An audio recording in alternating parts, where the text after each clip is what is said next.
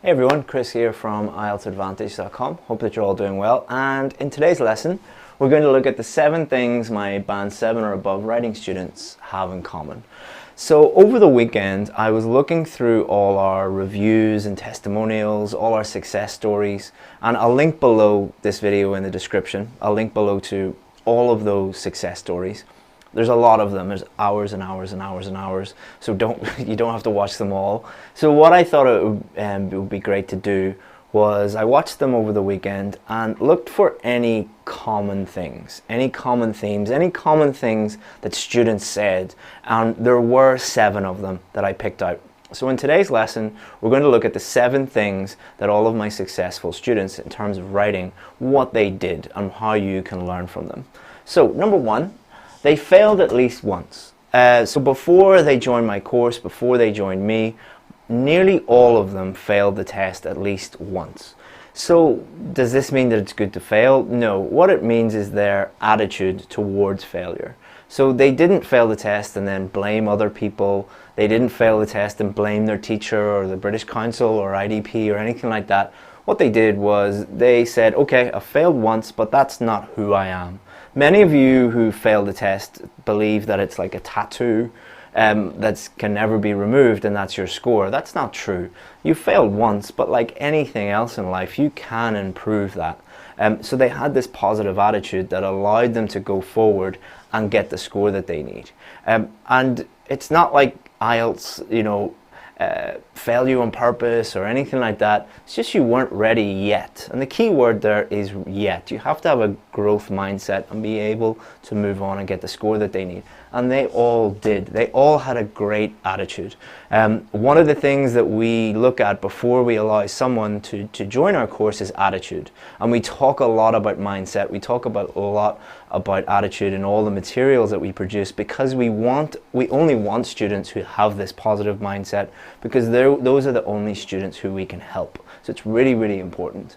Number 2, they focused on one source of information and only on the things that matter. So one of the things that I noticed many of the students said was, when I joined your course, I couldn't believe how easy it was to just focus on one thing, because before I was looking at many different teachers, looking at many different websites, and it was all so confusing. And there were sometimes one teacher would say this, another teacher would say that, and a third teacher would say something completely different. So no wonder they improved by just focusing on one source of information. A, it's going to save you a huge amount of time if you do that, and B, it's going to mean that during your preparation you're going to have certainty. But most importantly, on test day, you will have certainty about what to do. You don't want to be sitting there, open the paper, look at the question and be like, okay, one teacher said this, another teacher said that. It's your writing is going to be a reflection of your thinking, as I always say. So I'm not saying this because I want you to join my course. We only work with a very, very small number of people. I'm saying this because I want you to find someone that you trust and focus on them only. But the key there is finding someone that you trust. The other thing, and even more important than focusing on one source of information, is to focus only on the things that matter. IELTS can be a mysterious test for a lot of people. They don't know what they're doing right, what they're doing wrong. What we do on our course is just tell them exactly what to do. We leave nothing out and we don't include anything that's not essential. So we just focus on the essential things. Again, saving students a huge amount of time during their preparation and providing certainty on test day that they know exactly what to do. Focus on the things that matter, ignore everything else that doesn't matter. Not just with IELTS, anything that you're trying to improve, that's really, really key advice. Number 3, they treated each question in a unique way. So one of the things that came up again and again and again in all the interviews when I asked students, what was the difference between the time when you failed the test and the time that you passed the test? One of the things that kept coming up was, when I failed the test, during my preparation, I thought that I could just answer every task 2 question or every task 1 question in pretty much the same way. On our course, we do the complete opposite, like most things on our course, completely the opposite of that. We teach our students about every single type of question that might come up. So task 2, agree or disagree, discussion, problem solution, causes solution, different types of advantages and disadvantages questions, double questions, direct question. All of these different questions come up, and you need to be aware of what to do with all of these different types of questions. Does that mean that we teach our students memorization techniques and just give them structures and help them memorize things? No, because that's basically approaching each question in the same way again. Each question is unique. Therefore, you must learn all the underlying principles that will allow you to answer a question effectively, no matter what unique question comes up. I'll use an analogy. At the moment, I am learning how to box, so I'm learning boxing. Now, could I learn boxing by having the same approach every single time, or trying to watch every single fighter in the world and and anticipate what they're going to do? No. How you learn boxing is you develop your own style, but you learn the basic principles, the underlying important principles first, and then you can apply those to any different fighter and any different style. Same with most things. So you need to understand that each question is unique, but you need to develop those key principles, those key fundamentals, so that you can deal with any question. Same with task one. Task one, line graphs, bar charts, pie charts, tables, combinations of all of those, different data each time.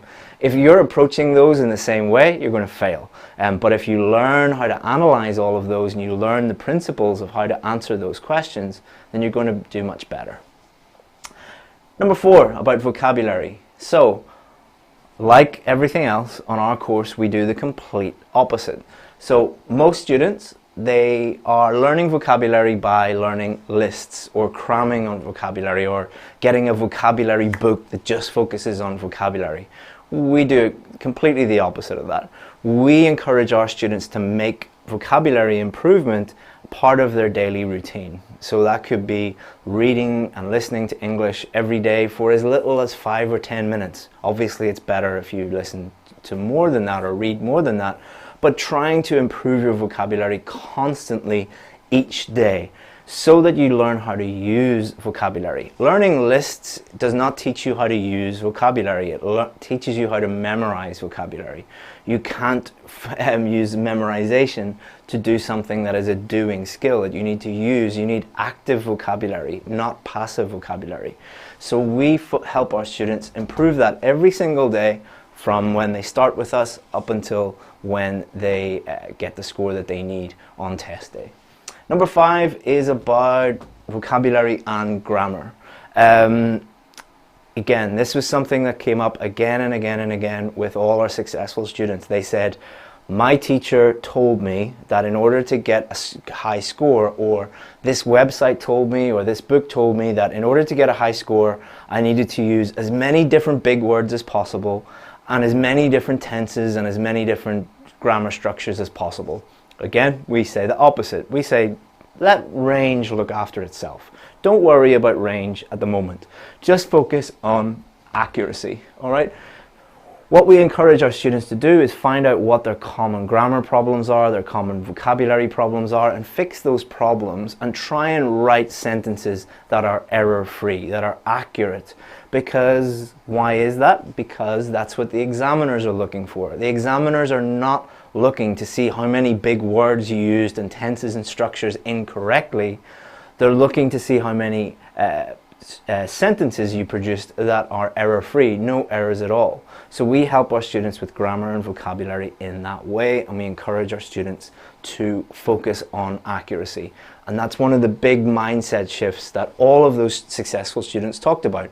They said, so instead of trying to use, like the first, second, and third conditional all in one conclusion, and that's not actually an exaggeration. One student actually told us about that. We just focused on writing clear, coherent, accurate sentences, and that's much easier and more effective than trying to, memorize all these different structures and everything. Oh, Skype video is up. Can you turn that off? My phone is going off. Probably one of you actually calling me. Just reject it. Number 6, planning, both their preparation and their writing. So let's talk about each of those, both preparation and planning. Okay, so you must plan out your preparation. What do most students do? Most students, let's say you have 8 weeks before your test. The first 6 weeks you do nothing or very, very little, or you debate about, which IDP or British Council or which book to use or something like that. Nothing that will actually contribute to you actually getting a good score. Then the last 2 weeks you panic and you don't really do anything either because you're not focusing on what you need to do.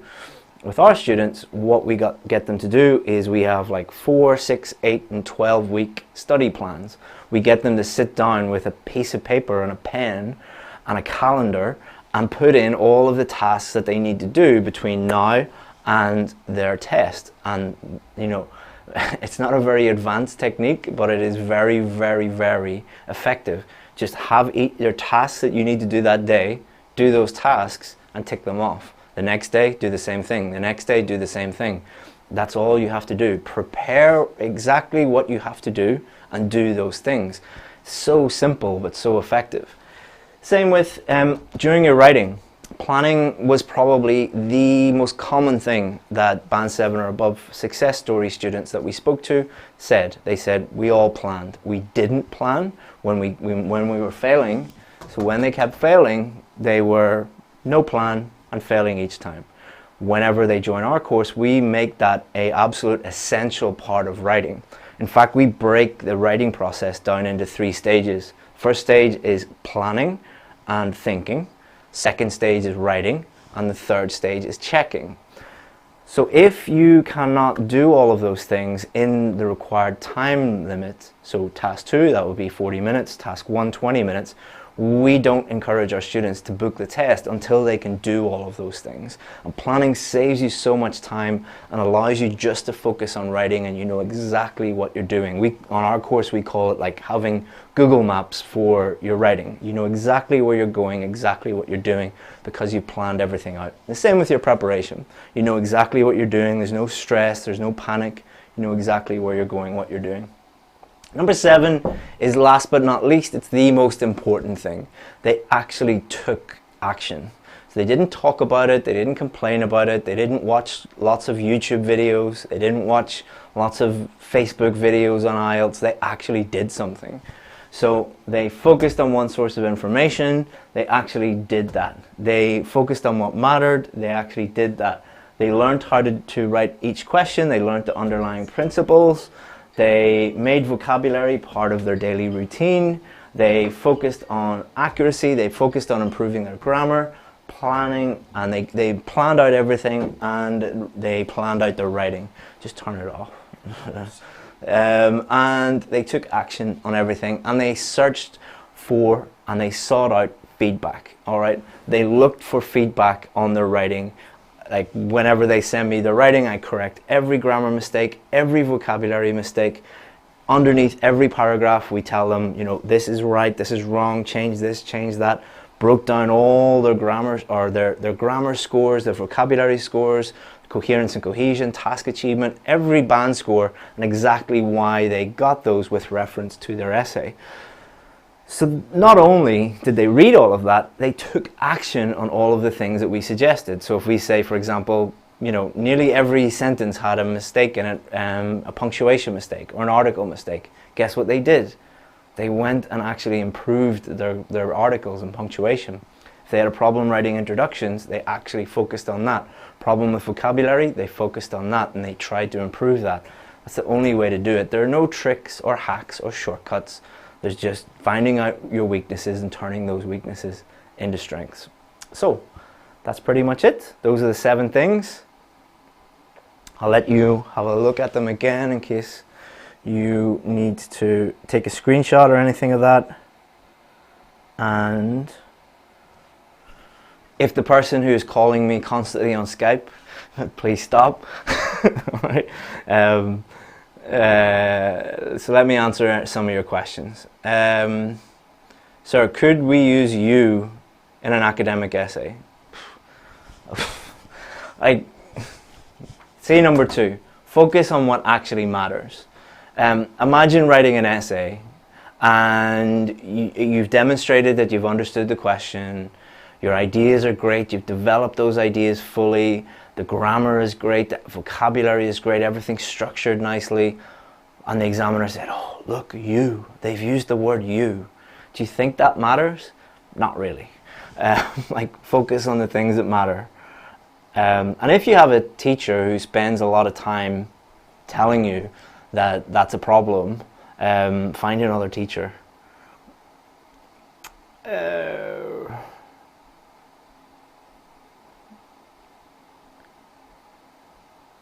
I don't know how to join your online course. I tried, but now, so we only work with a very small number of people, and we only work with people who have the right attitude, who we think we can help. I don't know if you're that person or not, but you can email me, chris@IELTSadvantage.com, and we'll see if we can help you. But I can't guarantee that I'll be able to help you. How to get ideas for content. There is a video on this YouTube channel all about how to generate ideas.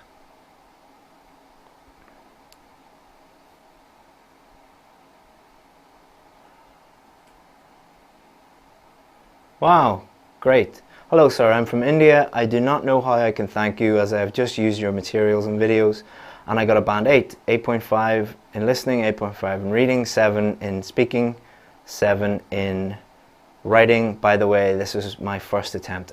Excellent. Thank you very much for letting me know. Please feel free to email me. I'd like to have a chat with you. It'd be great to find out how you did that. And it's always nice to speak to successful students so we can make lessons like this. So send me an email, chris@IELTSadvantage.com. Sheikh Muaz, sorry if I mispronounced your name. I'm an existing success story. Yes, you are. I use same and easy essay structure. What to do? I don't know what that means. Sorry.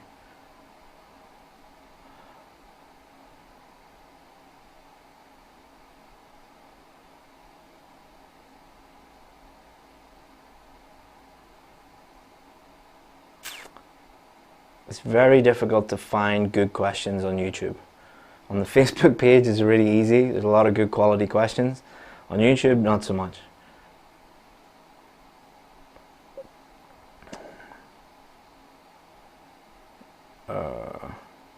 Not to offend anyone or anything, but it's just, that's why it's taken me so long to find. Because most of the questions just are not relevant. No. So my exam is on the 21st. So your exam is in a few days. There's nothing we can do. Planning. Should have planned months ago, not now. If you get the score you need, well done. But there's nothing we can do in like 10 days. Nothing we can do. Okay, so not getting any useful questions or questions that would help a lot of people, just the same questions we always get. So I'm going to go, and if you need anything, go to IELTSadvantage.com. IELTSadvantage.com, there's a lot of free material there, and a lot of you guys are asking questions that are all answered there, so that's why I'm not answering them. Not that I don't want to answer your questions, but they're all answered over there already. All you have to do is use Google to find them. And if you want help with your preparation, feel free to email me, chris@IELTSadvantage.com. Can't guarantee that I'll be able to help you or work with you, but feel free to send me an email. And that's pretty much it. Thank you very much, guys. And if you've enjoyed this, give it a like, give it a share, give it a comment, whatever you want to do. And see you again soon. Thank you. Bye-bye.